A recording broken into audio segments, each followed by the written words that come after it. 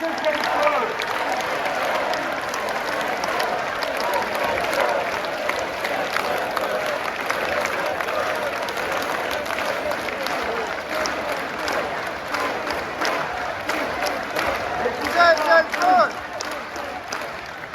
Écoutez-moi, comme vous vous demandez, qui doit vous représenter politiquement?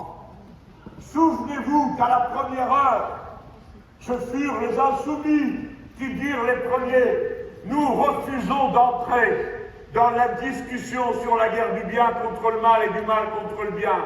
Nous ne connaissons qu'une seule norme, le droit. Et ce que nous condamnons, ce sont les crimes de guerre, quels que soient ceux qui les commettent. Nous voulons que soient poursuivis les criminels de guerre, quelle que soit la religion dont ils se réclament ou leur couleur de peau. Le crime de guerre, nous avons tenu cette ligne et nous avions raison, car pour finir, d'abord, la Cour internationale de justice a dit qu'il y avait risque d'un génocide et au nom de cela a pris des décisions. Puis, vous avez déferlé par milliers dans toutes les villes du monde. Et je dis qu'en France, nous n'étions pas assez nombreux. Nous n'avons pas eu assez d'aide dans cette bataille. Mais nous l'avons menée. Et alors, il y a eu une deuxième victoire possible. C'est celle de la décision de la Cour pénale internationale qui a demandé des mandats d'arrêt contre les décideurs des crimes de guerre, et en particulier contre M. Netanyahou et M. Galland. Car cela, c'est leurs représentants gérés dans ce pays. Quelqu'un qui, comme le député Meyer Habib, a parlé sans arrêt. Dorénavant, quiconque soutient le criminel de guerre Netanyahou fait l'apologie du crime de guerre. Oui. Voilà, raison. En prison. Quiconque, quelle que soit sa nationalité, porte son arme contre les Gazaouis est un criminel de guerre. Et en France, nous saurons les retrouver s'il le faut. Centaines de milliers, voire plus encore, est l'impératif catégorique moral de tous ceux qui croient dans les valeurs fondamentales de la démocratie et des droits de l'homme.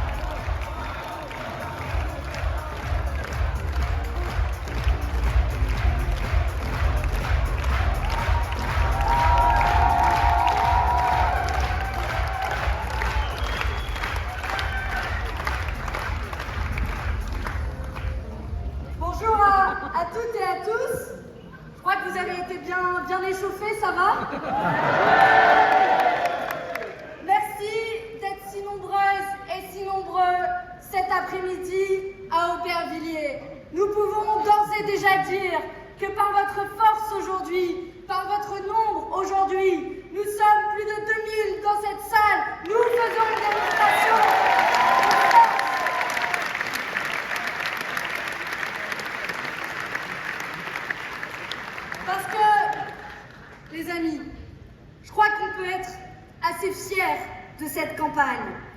Parce que oui, nous avons été les seuls à mener une campagne d'inscription sur les listes électorales.